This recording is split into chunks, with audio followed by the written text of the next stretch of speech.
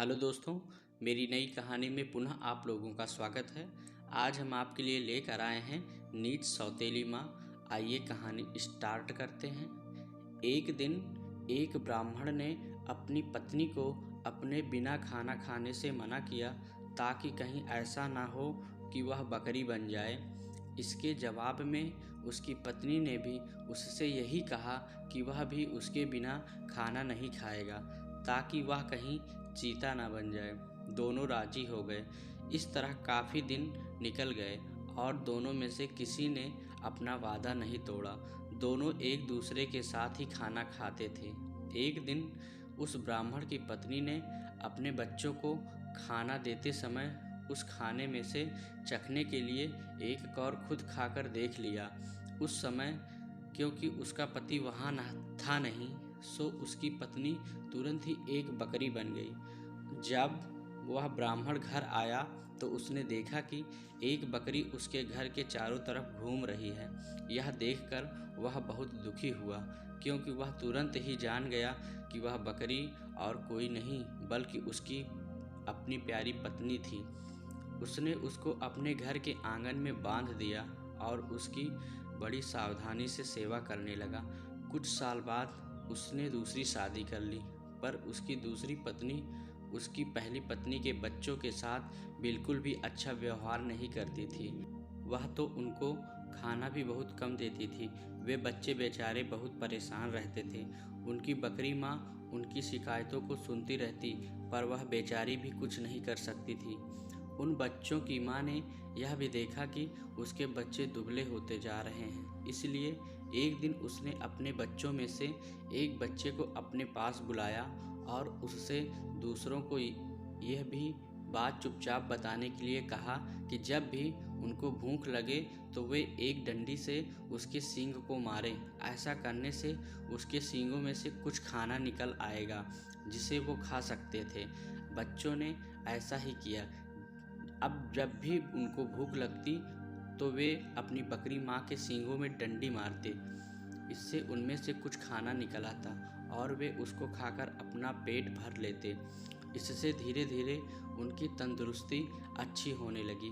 पर यह तो उस सौतेली माँ की उम्मीदों के खिलाफ हो रहा था। उसके सौतेले बच्चे तो बजाय दुबले होने के और ज़्यादा तंदुरुस्त होते जा रहे थे, जबकि वह खुद उनको बहुत कम खाना देती थी। वह उनको इतना तंदुरुस्त देखकर बहुत ही ताज्जुब में पड़ गई कि यह सब कैसे हो रहा था। कुछ समय बाद उस ब्राह्मण की दूसरी पत्नी ने एक आँख की बेटी को जन्म दिया। वह अपनी उस कानी बेटी को बहुत प्यार करती थी और उसकी किसी भी ज़रूरत को तुरंत ही पूरा करने को तैयार रहती थी, जिसको वह समझती थी कि वह उसको चाहिए। कुछ दिनों बाद जब वह लड़की काफ़ी बड़ी हो गई, चलने फिरने लगी, बोलने चालने लगी, अच्छी तरह बात करने लगी, तो उसकी माँ उसको दूसरे बच्चों के साथ बाहर खेलने के लिए भेजने लगी। उसने उसको यह भी कहा कि वह अपने बड़े भाई बहनों पर निगाह रखे कि वे कब और कैसे खाते पीते हैं। लड़की ने कहा ठीक है। वह लड़की उनके साथ सारे दिन रही और उसने वह सब कुछ देखा जो उनके साथ हुआ। यह सुनकर कि बकरी उसके सौतेले बच्चों को खाना दे रही थी, वह दूसरी पत्नी बहुत गुस्सा हुई। उसने तय कर लिया कि वह उस बकरी को जल्दी से जल्दी मरवा देगी। एक दिन उसने बहाना किया कि वह बहुत बीमार है और अपने इलाज के लिए एक हकीम को बुलवाया। उसने उस हकीम को रिश्वत दी और कहा कि वह उसके लिए दवा के तौर पर बकरी का मांस खाने के लिए बताए। उस हकीम ने ऐसा ही किया। ब्राह्मण अपनी पत्नी की बीमारी के लिए बहुत चिंतित था और हालांकि वह बकरी को बिल्कुल मारना नहीं चाहता था, फिर भी वह अपनी दूसरी पत्नी को ठीक करने के लिए उस बकरी को मारने के लिए तैयार हो गया।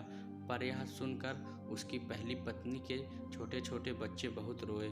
वे बहुत दुखी होकर अपनी बकरी माँ के पास गए और उसको जाकर सब बताया।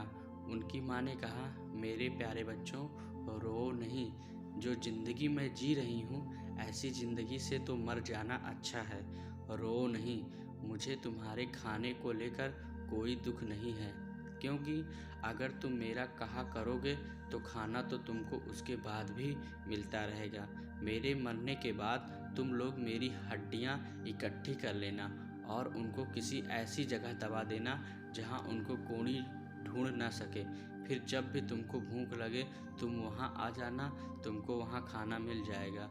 उस बकरी ने उनको यह सलाह बड़े समय से दे दी थी, क्योंकि जैसे ही उसने अपनी बात खत्म की और उसके बच्चे वहाँ से गए कि तभी एक कसाई अपना बड़ा सा चाकू लेकर वहाँ आ पहुँचा और उसने उस बकरी को मार दिया। उस बकरी के शरीर को टुकड़ों में काटकर पका दिया गया। ब्राह्मण की पत्नी ने उस बकरी के मांस को खाया, पर बच्चों को केवल हड्डियां ही मिली।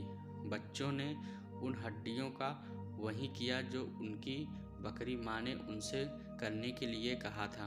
उन्होंने उसकी हड्डियां एक ऐसी जगह दबा दी जहां उन्हें कोई ढूंढ नहीं सकता था।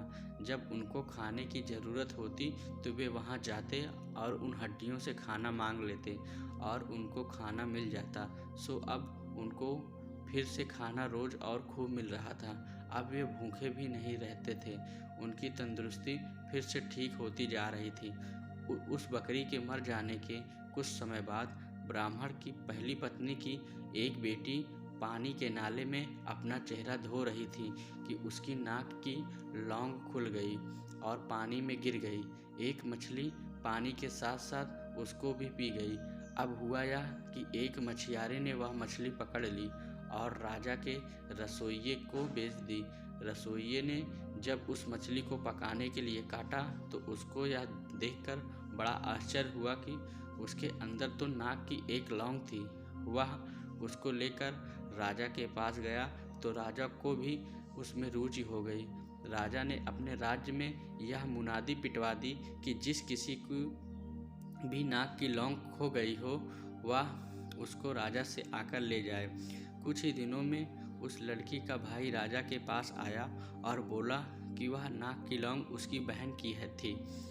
उसकी यह नाक की लौंग उसका चेहरा धोते समय नाले में गिर पड़ी थी। राजा ने उस लड़की को बुलाया तो वह उसकी सुंदरता और अच्छा व्यवहार देखकर इतना प्रभावित हुआ कि उसने उससे शादी कर ली और उसके परिवार की खूब सहायता की। तो दोस्तों, आशा करते हैं आपको यह कहानी ज़रूर पसंद आई होगी। अगर हमारी कहानी आपको पसंद आई है तो हमारे चैनल को सब्सक्राइब करिएगा और बेल आइकन दबा के रखिएगा। धन्यवाद।